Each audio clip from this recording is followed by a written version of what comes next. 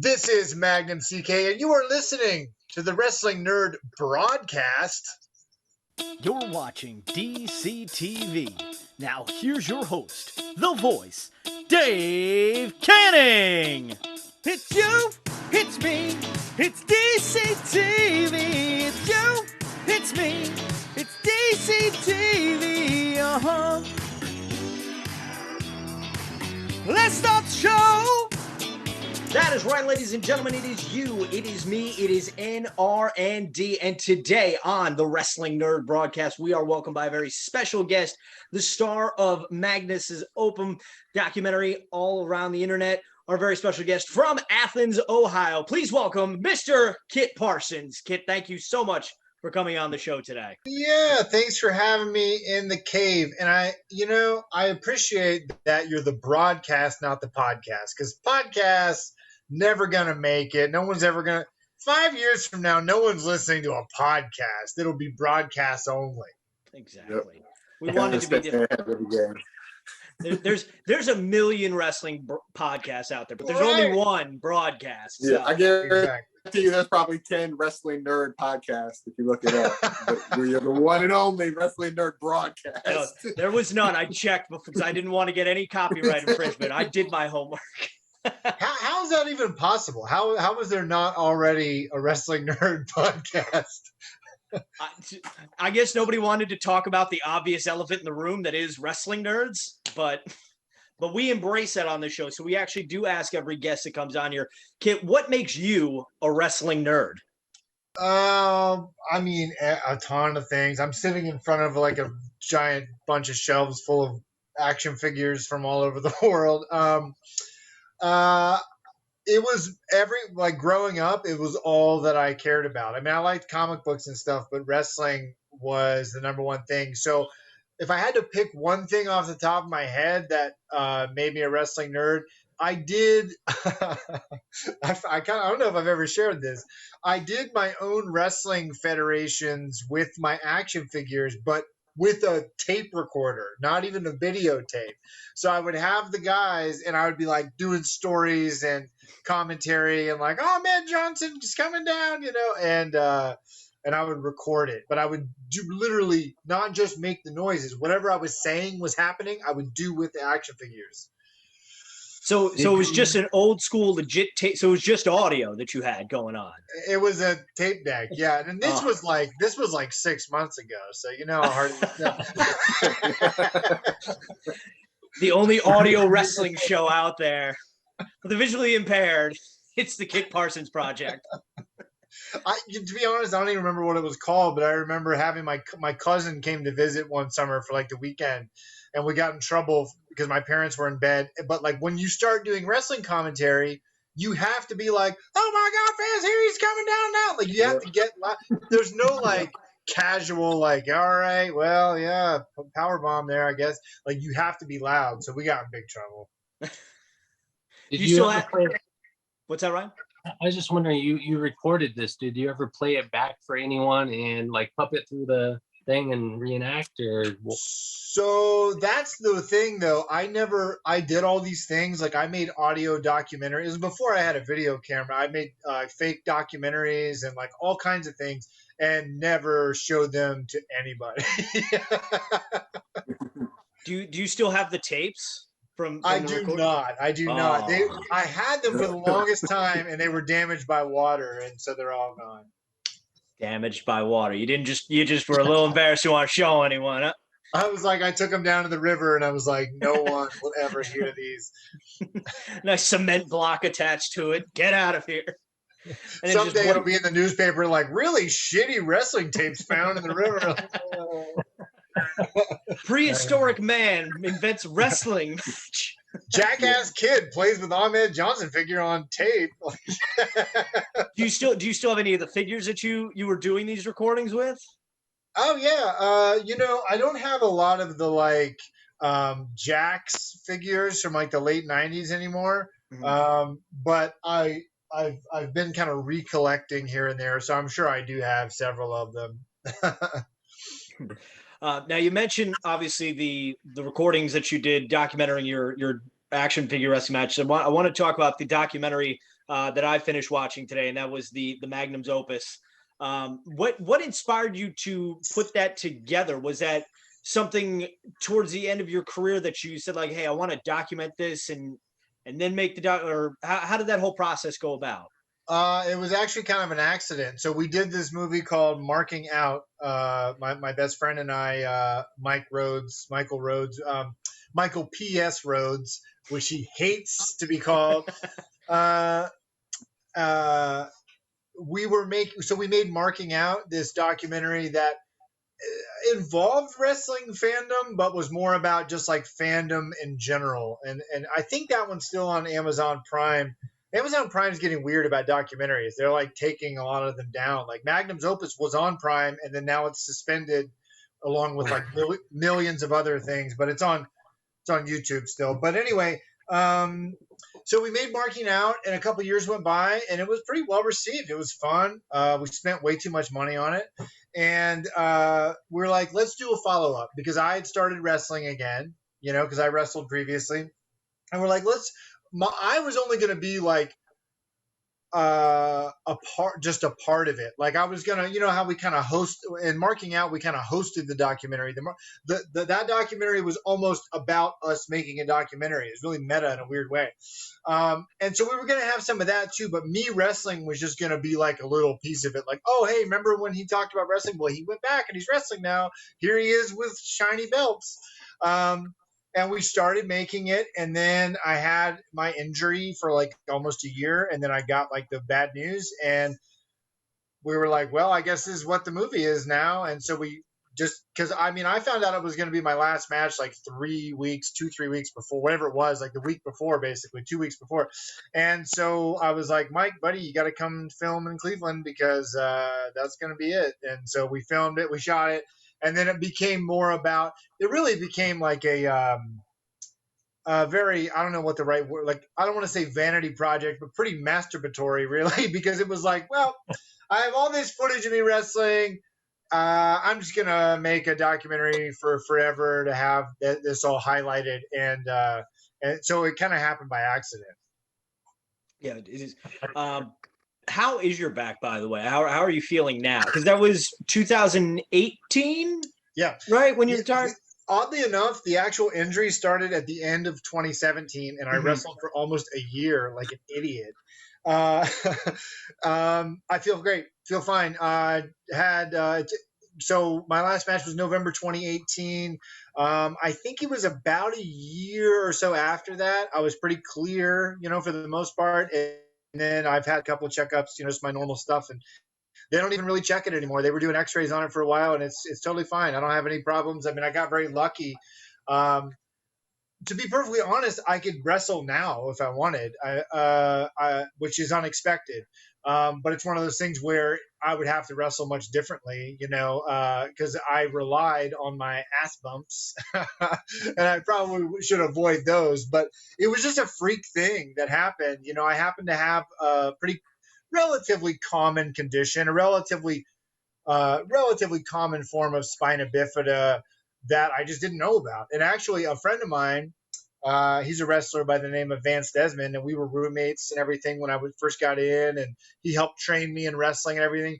He has it too, because when I came out and said, hey, I have this thing, he's like, dude, I have that too. He's like, yeah, it's weird. I was like, yeah. So it was just a freak thing that happened to me, and I just didn't let it heal, because I didn't know about it for the longest time.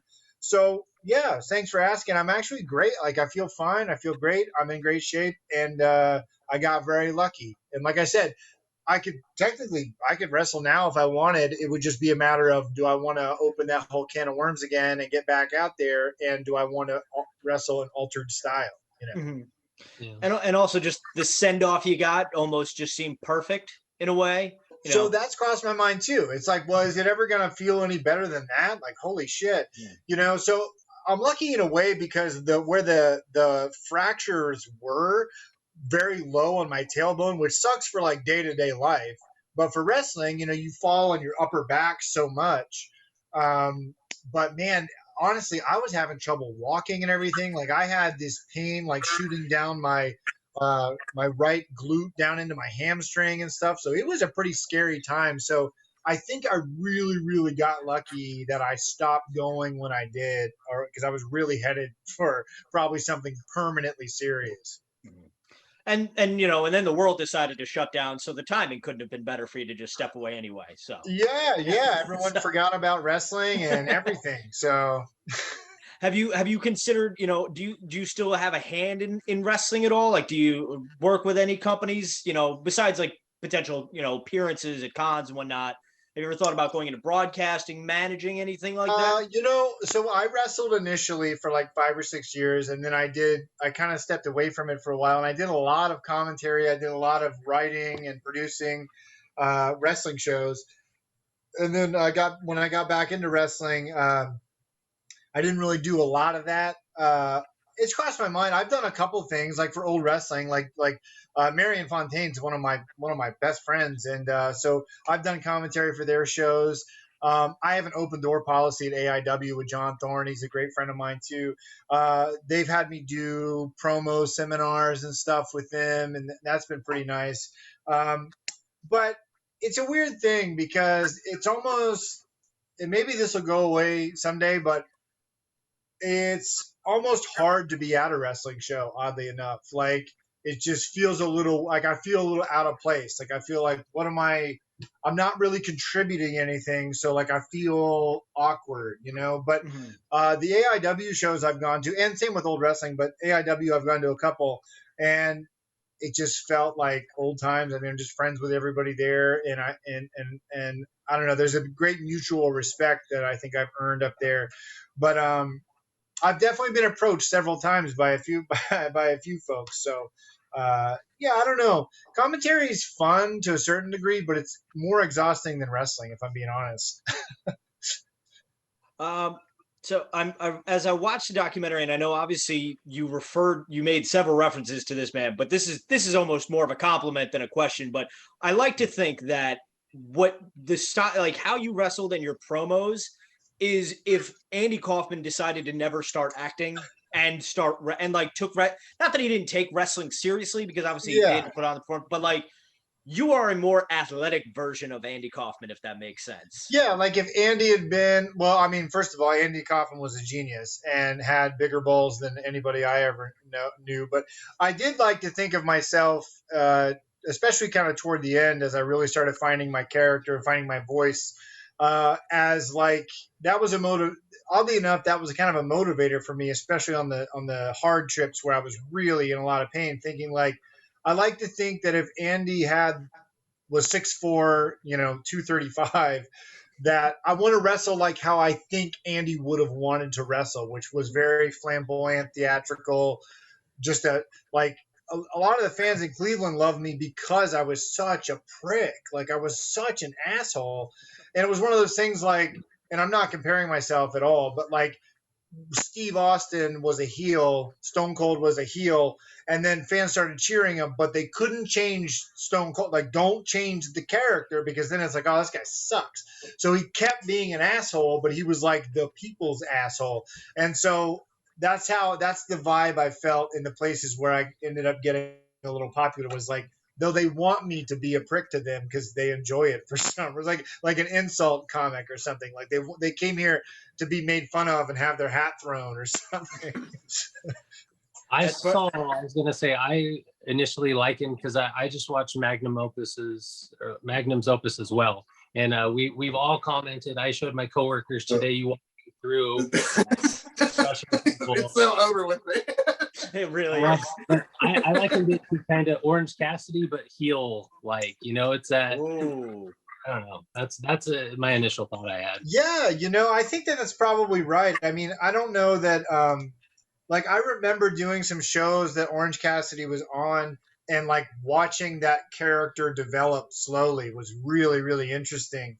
But yeah, it's hard to really qualify it, because I don't know that I ever took purposely inspiration from current wrestlers. I was inspired by guys like him, just personally, or like RJ City, who just people who were open enough to be like, this can be funny, guys. Like, chill the fuck out with like your small packages and your 9 suplexes. Like, that's cool, but like you can also just like hump the air and be funny. Like, it's okay. And you can still take the art seriously, but not take yourself really seriously. So the only people I ever actively, literally, purposely stole from were like Terry Funk or like Arn Anderson or Ric Flair, obviously, you know. So I try not to take too much from my contemporaries, but there's a group of us that have a similar feeling about wrestling. And there's another group of people who hate that we feel that way about wrestling and think that it can be really fun. So, do they go by the first name Jim at all? what is it? I mean, I was joking. I said, do they go by the first name Jim? Well, that's the funny thing is I get along incredibly well with Jim Cornette. It's so strange because my uncle has booked him tons of times and I've sat with him and talked for hours, but like he hates so many of my friends. But like, so think of it like Colt Cabana, RJ City's a great example. Orange Cassidy's another great example. And myself and a few guys I really respect in wrestling have told me this about myself too, which is we learned how to wrestle legitimately. Well, we learned how to fake wrestle legitimately, right? Like we didn't just hop in and we're like, oh, piss on this. Who cares? Let's be funny. We had to do all the drills and train and do a few hundred matches, if not more, and then found these kind of comedic characters. So, like one of the highlights of my life was that night on the last show. And I know this isn't very fun. I'm not being very funny right now. It's just kind of like, this is your life. But finishing my match, you know, my couple of matches on the last night, and Nick Gage walking up, who I'd always changed and dressed next to, but he doesn't really talk, which is like, kind of terrifying, but like it's okay. So I'd shaken his hand several times. We talked a little bit, but anyway, I was getting out of my stuff, and he was getting in, and he's like, "Hey man, come here." I was like, "Oh my god, okay, like what are we doing?" And he's like, he put his hand on my shoulder, and he's like, "You're a hell of a worker. If you ever need a place to stay when you're on my way, let me know. Or if you ever want to train some guys, let me know." And that was it. I was like, oh, okay, holy shit. So like, I think that's important. I think you have to have the respect from the folks who do this in the ring legitimately first. And then, yeah, put your hands in your pockets and do a suicide dive, and you're the best. Yeah. I think RJ City has the best line that I've ever heard when it comes to comedic wrestling in the Magnum Opus documentary, where he talks about like, yeah, you know, save the real, let us handle the real wrestling. Oh, you mean you guys are mocking a legitimate sport? I'm like, that's the best comparison I've ever heard when it comes to comedic wrestling. Yeah, well, so my thought on it is, and I don't know how interesting this is, but like wrestling's different now, and I like it less, like what I see less, because when I liked it the most is when, for the most part, guys and gals or whatever were playing the characters of legitimate sport athletes, right? Like it was acting and it was wrestling and it's predetermined and there's a technique and all that, but their characters were, this is a real sport and we're competing. And they would do the most ridiculous shit in between that, but those were their characters. And now I feel like the characters are, oh, we're pro wrestlers. So it's like watered down from what it's supposed to be. You know, it's like an actor playing an actor in a movie. It feels weird. Like, okay, I'm supposed to believe you, but I know you're an actor playing an actor. It's odd. So I think RJ has the best take on everything. He's one of the smartest guys I've ever met. Probably the funniest person I've ever known. But he also said another thing in the documentary. I can't remember which one it was, but he said wrestling is inherently hilarious. It's inherently comedy. Just the timing and what wrestling is ridiculously funny. So why not? It is a great take on that. But one of the most comedic things that I saw in that documentary is when you decided to go into the city, New York City, and just start randomly eating a jar of peanut butter. And as a resident of New York, not the weirdest thing I would have seen walking down the street. That was just, that guy's going through some stuff right now. Just let him have his sugar fix and just eating that peanut butter. Nobody even looked at me. We were in what is it, Schubert Alley or whatever. We were seeing I was there with my wife. Actually, I wrestled the show where I jokingly came up with that big, long, silly entrance. We drove overnight to New York and we ate breakfast at Junior's and then checked in our hotel and saw a show that night. But I was wrestling PB Smooth and I was like, oh, I got to do a promo. I got to do a promo. Because that was my life back then. Everywhere we went, it was like, honey, can you hold the camera? I got to do a promo. Okay. So I was like, I didn't have anything. I had no idea. I was like, I don't know what to say. It's my first match at AIW. Nobody knows who I am. What do I even say? And I was like, shit, let's go down to what are those convenience stores in Dwayne Reed or whatever. Yeah, Dwayne Reed's all. Go down all to over Dwayne the Reed. place. I bought like a $7 jar of peanut butter and I had a plastic spoon from the hotel and I was like, just roll it. I'm going to act like I'm eating this whole thing. And I ended up swallowing a lot of it, but I tried to keep most of it in my mouth because it was like, I'm going to throw up. So no talking, just eating peanut butter the whole promo. That was it. And for those of you who have never been to New York City, $7 will get you a very small jar of peanut butter. And it was generic. It wasn't even good. It wasn't was Jif like, or Skippy. No, it was terrible. And just to validate how nobody like thought of anything of it, literally there's a guy in the background who I noticed he like turns around and looks at you and goes, oh, just guy eating peanut butter, and then says hello to his friend over there. Yeah. He worked there. There was Bye Bye Birdie or something was playing in that theater, and he was like getting ready to open up the box office. I do want to ask, since we're talking about the theater right there, what do you have a favorite Broadway show? Yeah, probably a few of them. My personal what do you call it? Like your favorite, but it's like not the best, but it's your favorite. Like my dirty little favorite one is the Rocky Horror Show. Okay. Rocky Horror, yeah. Just for personal reasons, but because it was my first musical I was ever in, and the one where I met my wife. But also, I just think it's good. It's fun. It's campy. It's kitschy, and it's a little inappropriate. And I like that it kind of pushes that line. So that's probably my favorite. But I've seen a lot of good ones. We were fortunate enough to see Hamilton, which was fantastic. Blew my mind how it just never stops moving. Something Rotten was really, really funny on Broadway. And Dear Evan Hansen, we saw.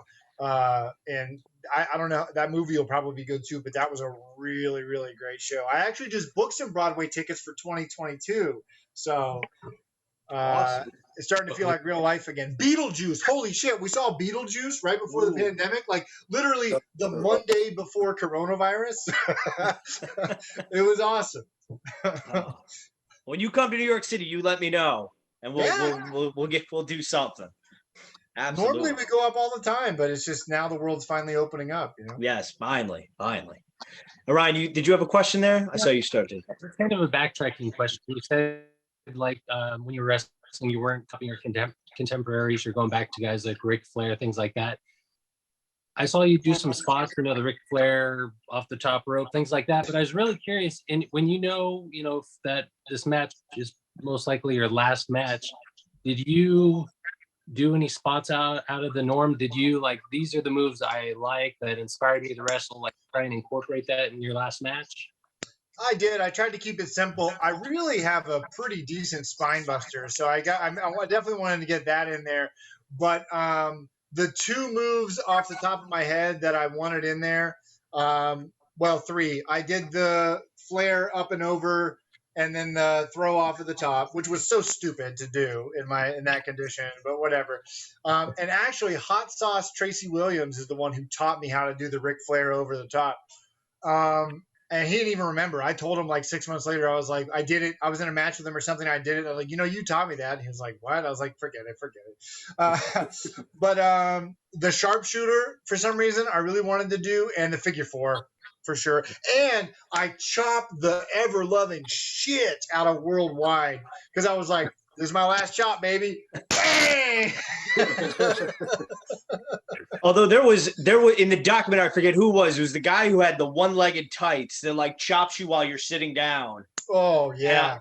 That sounded like a gunshot went That off. was one of the funniest. Like that was one of the most fulfilling nights of wrestling in my life because they put me in the main. I'd never been there before, but they booked me as the main event heel. So I did the promo at the beginning of the show to make everyone hate me, and it came out. By the time I came out at the end, they all wanted me to die, and they just were like, "Go as long as you want, do whatever you want." I was like, "Okay," so I just did every dumb thing I could think of, and I was in so much pain for that one. I was really feeling it, and I was trying to adjust the way I would because I had just found out that something was up. I didn't have the diagnosis yet, so I was trying to like land differently, and I like landed on my neck and like was like because you have to fall a certain way. I mean, it all hurts, but it hurts less if you do it right. Yeah. And I was just doing it all wrong. And the guy, Daniel Eads was his name. He speared me or something and legit like broke my rib. And I was like, damn it. Like what? This is the worst and / best night ever. Cause that's where I stole the Bobby Heenan thing. Cause all that shit on the outside of the ring was just made up. Like we just were going and I did the thing where I backed up into the post and turned around and punched it, and I was just like, man, I always wanted to do it, but I'd never done it. I love that. And then the chairs, picking up the chairs on the outside. Terry Funk, completely Terry Funk. Like I did that, I think one night I made a bet with someone that I could get like 12 chairs or something, and I got like 14 or 15. So you talk about, at the end of the match, fans wanted to kill you. Let's talk about the heat that you got for what I think, obviously, like we mentioned, the cape. And just paintbrushing fans as they walk by, which I think is one of the greatest, most entertaining things I've ever seen. Definitely. If somebody doesn't know about this, definitely look it up. Yes, absolutely. Just YouTube Magnum CK cape walk, and you'll just be entertained for hours, I promise. You're welcome. But yes, you're welcome. Has anyone ever like pushed back? Like, do you have anyone ever like come back at you like, hey man, Don't touch my face? Well, yes. A few things have happened. The first night that I ever did that, I can't remember. I think I said this in a documentary, but I just told my wife, I was like, I'm going to have them play this song and I'm going to tell them to repeat it until I get in the ring. I'm going to take as long as I can. Cause like, I don't know, I was tired and the match was fun, but I just like, she doesn't come to my shows very often. She's not able to. So I was just like, I'm going to try to make her laugh. Cause she's like out there reading a book. Cause she's not like a wrestling person, And so I take forever. I have my arms out and I'm just walking to the ring as slow as possible. And there's this like legitimate, I'm trying to think how to put this without being offensive, but like there are certain adults who come to wrestling shows who don't know that wrestling is a show. Like this guy believed it. And so I'm walking and he's like in my way and he's like jaw jacking me and he has like his like camouflage hat on. So without looking, I just like grab it and throw it up in the air. And I'm like, whoa, shit. Like I can't act like I'm watching him now. I don't want to like, look like I'm afraid of this guy. So I just put my arms out and kept walking and was like, please, please, please, someone stop him if he's going to hit me. And there were people holding him back. He was coming to get me. And then the JT Lightning International Tournament, J-Lit, I was wrestling Swoggle on night 1. And we were like match 13 or something. Like, there's a whole story about that day that involves me getting there and Swoggle already being drunk, and we still had like 7 hours before our match.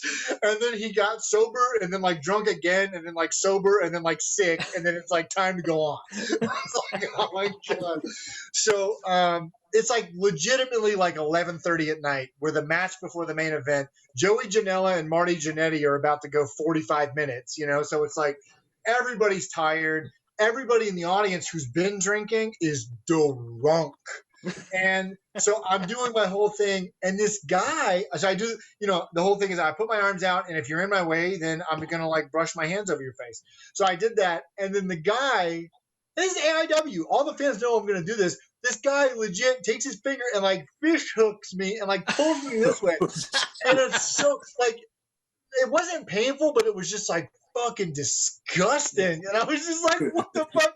So he's holding a beer, of course. So I stop and I turn to him, and my instinct is to punch him in the face. Like, I'm so mad that he put his finger in my mouth. But I stop and I think how bad that would be. And then I smack his beer, thinking it's going to go all over him. It goes all over some lady. So I ended up giving her a T-shirt and apologizing, because she came up to the table, and I was like, "Oh my God, please," because I had someone go find her. I was like, "Tell her to come up." But so those things did happen quite a bit. But I liked it when fans knew what was coming and would stand up and kind of like wait for it, or they have their hat there, like, "Come on, do you mind? Do you mind? Do you mind?" And then I would inevitably be like, "You want it too much." Like, no, I'm skipping you. It's weird. You want me to touch you. Yeah, I saw that in your final match. You just go hat tossing crazy. And my only thought is, did people get their hats back? Yeah, that was always the funny thing, because AIW does like the Japanese style introductions, like when you get in the ring, like you get introduced there. And during the whole introductions, it's just like whoever's hat I threw, like people going all over the audience trying to get their hats. But that I really appreciate. Two things. One, I'd always wanted to have the streamers come in the ring. Yeah. And I just didn't even think about it. And it was cool that they did that. Because I've been on those shows where guys are really lame and they like set that up and they bring their own. And like, that's so lame. And so that they did that was really cool. But everybody wore hats on purpose and were ready for it. So I forget the count, but it was like over 25 hat throws. And it was totally organic and really, really fun. It was a lot of fun.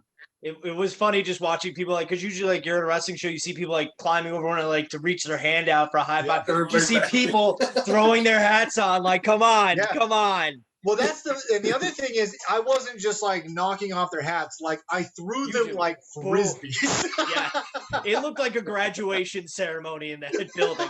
Woo! I love it. That's what you need to do. You need to be the keynote speaker at a graduation ceremony, and then just start tossing everyone's graduation. Like, everyone remain seated. I'm going to throw your hats individually. I'm taking this for you. Don't worry. They cross the stage, handshake, boom, there you go. I was going to say, you talked about giving that lady a shirt, and then we're talking about tossing hats. You never had a Magnum CK hat. Did you, like, Magnum toss this hat? So that was a plan, actually, because my friend Derek Direction had that idea. He's like, you got to start selling hats, and then like his idea was like, do you remember when Big Daddy Cool Diesel had the glove, and he would give you the fist bump, but only if you had the special glove you could buy. Yeah. So he's like, you'll sell 1 million hats if you just say, I'm only throwing official Magnum hats. Hey, we actually, before, in case one of us forgets, fan of the show, Insane Shane Martin, I believe he hooked us up, but he talked to us on how to start a pro wrestling tee store, the shirt that Dave's wearing, the hat he's wearing. So just saying, we can make the hat come true. I want to buy some merch. I wish I could see come true. Yes. There's our viral video. You and I will meet in Times Square, where all the sketchy viral videos happen, and you just come up and throw my hat, and we just in Times Square, and then just keep walking. Yeah, and then it freezes in the air like Mary Tyler Moore, but then like what everyone doesn't know is that we both get arrested. So and then we'll just say, "You're gonna make it after all." Perfect. It's a date. I'll see you next year. I can't wait. Oh man, can you just imagine? That'd be awesome. It would not be the weirdest thing that happened in Times Square that day. No, not at all. Not even close. Times Square is where, exactly. It's where sketchy activity goes to hang out, is Times Square. For those of you who've never been, stay away. If you're a tourist in New York City, don't just stop standing in New York City. No one likes that. Right. So, but yeah, so I think, Ryan, did you have anything else on your sheet? Oh man, I got so much, but I can give some weird things. Like I had never heard of spina bifida until the documentary. I first watched, I think prior to meeting Shane, I watched Marking Out, and I thoroughly enjoyed it. Like you said, it shows all these aspects of wrestling. You know, expanded even my mind as a lifelong wrestling fan, pretty much. You know, it's like old wrestling. It's called old wrestling, right? Yeah. Old, yeah, that is. I want to travel to Ohio to watch that. I'd love to. It's amazing. It's But worth the trip. I mean, like, for people who don't know, it's like basically like they're up to the 1920s now. It was like early 1900, like 1900, but Wow. it's all based, and everybody just plays a character. Like I played a character, a gangster character there against. We were feuding with the Moonshiners. Oh, is that the baseball, like where you have the baseball bat in the hand? Yeah. Okay. Yeah. I was wondering. I was like, why is he going to a baseball game? I thought this was about wrestling. how many times did you wrestle at Old Wrestling? Twice or more? Because I looked up your matches. We did more than that. I think I did a couple of those extravaganzas, but I did 6 or 7. I have their show posts because they do the old school show posters, like, you know, the ones. There's a place in Muncie, Indiana, that makes them that are the multicolor rainbow ones, like the old school wrestling show posters. I have a gym in my garage, and like all my old wrestling posters are up there. So I did 5 or 6 of them. Okay, nice. Yeah. My thoughts are all over the place. But speaking of that sort of stuff, like I watched the documentary first, thought you all were great. But then, you know, I watched Magnums Opus just recently. I'm like, dude, you're cool, funny, and a fan of wrestling. But then I was like, you put the work in. Like, you look jacked, man, when you got in the ring. Speaking of your home gym. Yeah, I put on a lot of weight. I mean, I was pretty big when I wrestled the first time. From like I was about when I turned 18, I started wrestling till I was like maybe 22 or 23. I was pretty big. But speaking of Rocky Horror, when I did Rocky Horror on the closing night, I fell wrong and I hurt my shoulder. And I didn't have insurance or anything at the time, so it was just jacked up. So I couldn't really lift weights. So I was just doing cardio for like a couple of years. So I lost a lot of weight and was kind of like skinny fat for a while. And then, I decided I want to go back to wrestling and put on like 40 pounds or something. You know, it was ridiculous. It's cool. It's nice to see. I mean, you put the work in. But I was driving a train at Chikara. From Ohio here. I mean, it was like a 13-hour drive or something. I was driving up like once a week to go train up there. It was crazy. Wow. I was curious of that too, because I know you told this story. I don't want to spoil too much for those who watched the documentary, but you talked about like right out of spoil it. Okay. Well, your teacher who you know encouraged you to follow your dream, and I was just curious. Like, did you have any athletic background prior to that, or just watching wrestling and reenacting? Not really. When I was really young, I started to play basketball, and then I had a weird thing. My cousin had this too, where I was short. All of a sudden I realized I was like the shortest kid. I was super short, and then I just got really pudgy. So they made fun of me on the basketball team. So I was a little kid, so I wanted to quit. So that kind of killed sports. I did the requisite. Dad made me play baseball for 1.5 years or something. But no, I mean, in high school I got into acting, and I was more into theater than anything else. But wrestling was always. I mean, you know, I always had it in the back of my mind I wanted to wrestle. But when I wrote that essay for my teacher senior year, and he was like, "Dude, someone's got to be a wrestler. Why can't you be a wrestler?" I was like, boom, right then I started asking questions and trying to find a place to train. And I didn't actually pay for training. My parents had my grandparents had an old like church building. It was like this old, like 1800s, 1893 or something when it was built. And I just told the promoter, because I got in the ring with a friend of mine before the show. I helped set up the ring for months. I was setting up the ring, tearing down the ring.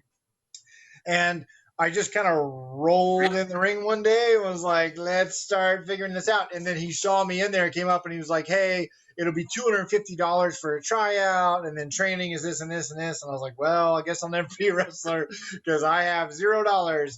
And then I was like, hey, I noticed that you're training guys here once a month at the shows. Do you do any training in between? He said, no, we put the ring in storage. I was like, well, I have a building, set up your ring in between shows, and you can charge people and just let me train for free. And that's how I got trained in wrestling. So there is always a way. Just gotta look for it. I totally spaced it, but now that you mentioned your high school essay, I did that my freshman year at community college. I was in like English 101, and I was an aspiring wrestler. You can probably see my backyard title here still.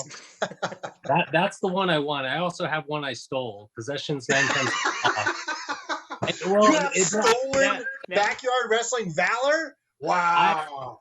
I am not the We have to last call the nerd cops ever- now. We can't even use this footage. We have a thief among us. I'm trying to start a pay-per-view, start a comeback, but I had the title. So we'll see. But no, yeah, I wrote an article or essay as well because I wanted to be a wrestler. So I wrote that article. The teacher is fairly, he's like, oh, you're pretty serious about this, and I was for a time. But it was funny. I had references. My backyard friend wrote like references, like this is why Ryan would be, contribute to our company. I just found it ridiculous. So it's just cool. It's really, I didn't pursue it further, but it's cool to see a similar mindset in what you did. Just proud of you. And it's really cool. Yeah, that's important. I mean, I've gotten out of public school teaching just because it is what it is. But when I was teaching in public school, that was always on my mind of like encourage these people, these kids. I mean, people, because I would do that type of thing a lot. Like, what do you think about it? What do you want? What's the shit that everyone tells you should do after high school? And also, what do you want to do? And I would always encourage it because, like, I don't know, I took to wrestling pretty naturally. But it took a long time for me to feel like I was good at it. I mean, some of the people who are the best at stuff that you like I don't know how into radio and stuff you guys are, but have you ever heard Howard Stern's early stuff? It's terrible. It's terrible. Yep. It's the worst radio you've ever heard in your life. Yep. But he just kept doing it. So, like, it's not about, I think it's less about timing or where you come from and more about time in, right? Do it a lot and keep doing it. Andy Kaufman, who you may have heard of, has a saying that I love that talks about, he kind of compares it to going through a tunnel, a dark tunnel in a train. And he's like, every night that you go up on stage, you're going further along that tunnel. And then eventually, if you go up enough, you're going to pop out the other side and it's bright and you've done it. But every night that you say, I'm too intimidated or I'm scared or, oh, I don't want to fail again and stay home, you stop in that tunnel and you're just stuck until you get going again. So I always try to encourage people for that stuff because be unrealistic. I mean, I just found myself recently kind of getting trapped in, because I won't lie, like since I've left wrestling, it was like, what now? Like what, I've always been acting and I've never stopped doing that type of stuff like film and stage and stuff. But it was like, I don't have a thing anymore. Like that was always my thing. And I'm like, well, shit. And it wasn't until recently where I was like, stop being realistic. What's wrong? Be unrealistic. Imagine that it will go a million times better than you ever dreamed. And just whatever crazy thing it is, as long as it's not hurting someone, it's totally possible. Like I've met so many like famous, successful, Hollywood or wrestling or whatever, or artists or whatever. They're just normal people and they just did it for a long time. That's it. Anybody can do that. Everybody has to. Every dream job has to be fulfilled by somebody real. So yeah, why not? Absolutely. And so. And I just to touch on your point about, being in the education system and encouraging your students, like that's how I'm here. I'm here because of a teacher that I had back in the day that encouraged me. Like I wanted to be, I used to be, I worked on the high school basketball team. I was like, how cool, and I told our athletic director, I was like, how cool would it be to do this in the NBA? And he goes, why not? Dream big. And his exact words were, it drives the people who don't believe in you crazy. I was like, well, that's a great idea. And why not? So. I have a friend he's a journalist also, but he was a huge wrestling fan, and he's also a huge game show fan. And I think it was like 10 years ago. He's just a couple years older than me, but like 10 years ago, he was like, I'm just moving to LA and I'm just gonna see what happens. Well, he kept he was like, he ended up being like one of the people who gets prizes for The Price is Right. They're just like low level job there, and he was working here and there on like production assistant, stuff like that. But he was working at Madame Tussauds wax factory, right? Well, who's coming in to tour the wax factory for their show but Conan OBrien? my friend also has a weird encyclopedic mind where you could say what was on TV, May 2nd, 1972. And he'd be like, okay, that's a Tuesday. So it would have been this at 6 o'clock, this on ABC. It's weird. He's got that computer mind. Someone at Madame Tussauds is like, hey, Conan, you got to come meet Adam. You got to come meet this guy. He's so funny. They make a big bit out of it. Next thing you know, the guy's getting calls from all these game shows. He's on game shows. He's writing books. He worked on the new Double Dare. He just went there and showed up for a while. Yeah. That's it. That's all it takes. Showing up is 90% of the battle. So yeah. Skills the rest. But so I guess at this time we will transition to our top 3 Tuesday. So these are things we want to make into micro brawlers, and our guest of honor this week, you chose big and small, correct? So big and smalls. All right. So I like that. So we usually have our guest go first, but last week Robert Anthony was our guest, and he said he had to go last, and I like that we should have our guest go last, save the best for last. So we will go in nerd order. So Nick, we will start with you. Give us your top 3 Tuesday, big and small. Okay. Well, this is a repeat. I'm pretty sure I used this one for when Waggle was our guest, and it was bad 90s gimmicks. But Giant Gonzalez in the Bigfoot suit. Oh. It's a must. All right. I can get behind that. All right. And then a Dink. We haven't got a Doink yet, but I mean, why not get a Dink the Clown first?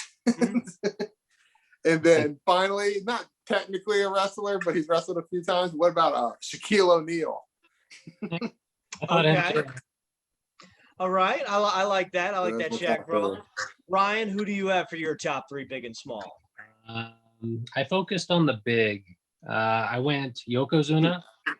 Okay. I love it. Big fan always. Bam Bam Bigelow. I think he counts, right? Yeah.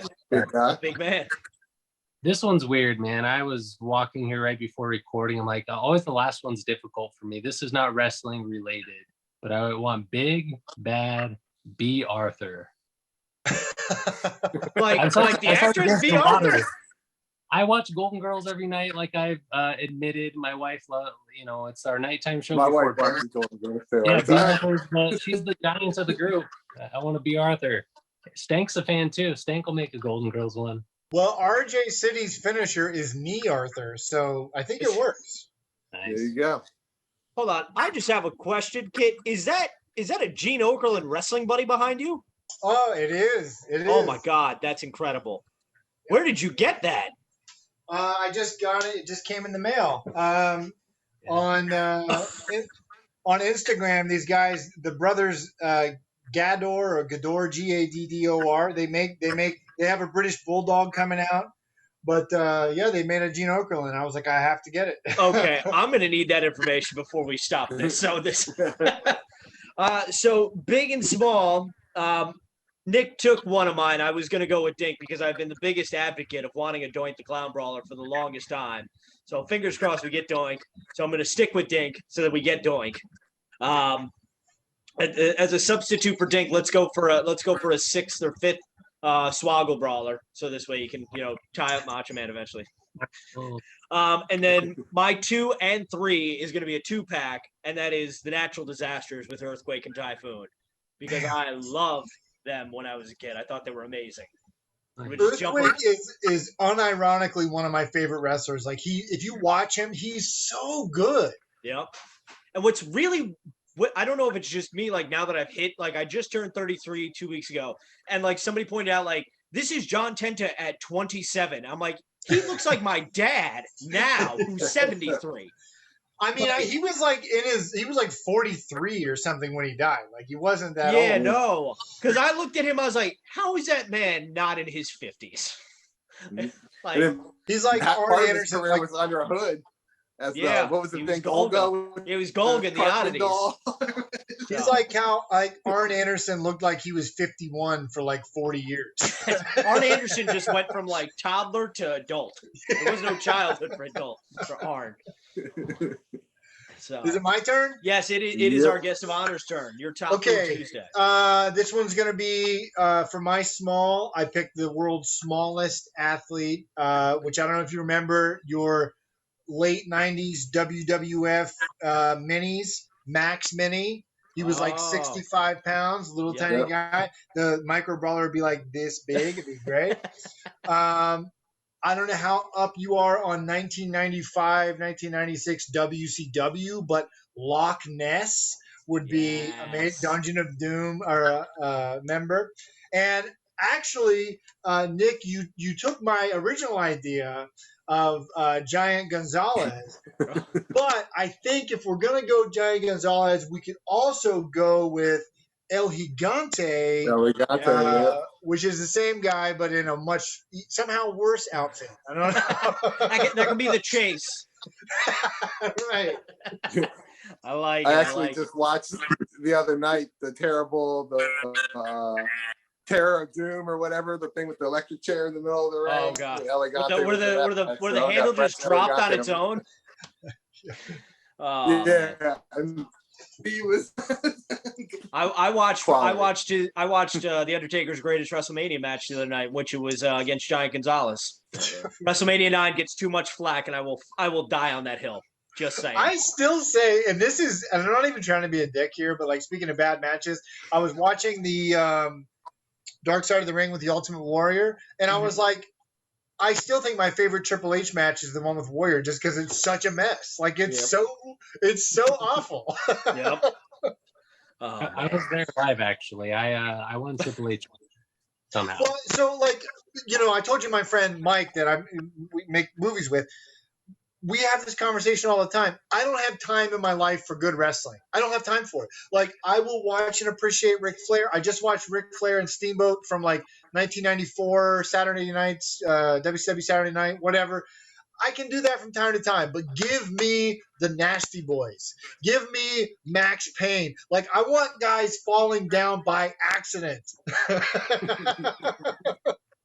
You just want the blooper reels all the time. I don't have time for anything else. This is what I want. I want that, and I want Razor Ramon and Yokozuna like beating the shit out of jobbers in like 1993. Like that's what I need. Like you all said in the documentary, wrestling is ironically entertaining and funny, and that's okay. That's okay. completely okay. Yeah.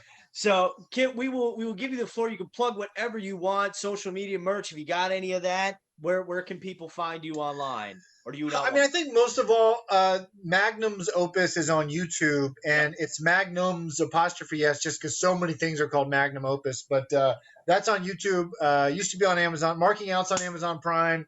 I think that's worth a watch. I think if you're not even into wrestling, really, Marking Out, you could probably watch and be entertained by. But yeah, I mean, social media. I mean, I have an Instagram, but I don't do Twitter or anything. But I have an Instagram at Cult of Personality. Oh, like it. I like that. I get it. So yeah, and while you're following the personality there on Instagram, you can follow us on all the platforms, social media, Facebook, Twitter at WNRDB. You can support us on Patreon, patreon.com/WNRDB. You can check out all of our merchandise, prowrestlingtees.com/The Wrestling Nerd Broadcast, and that is nerd spelled NRND. And yes, make sure you like this video, share it with your friends, and subscribe to the channel if you haven't already. So yeah, that's going to do it for this episode. On behalf of myself, founding father Nick Carpenter, the Micro Brawler Scholar, Mr. Ryan Crossley, and of course, the one, the only Magnum CK, Mr. Kit Parsons, we thank you for joining us on the Wrestling Nerd Broadcast. And until next time, on behalf of the Wrestling Nerd Broadcast, don't forget to tell your mother you love her every day, because like Kevin Durant said, Mom, you're the real MVP. Good night, everyone, and God bless America.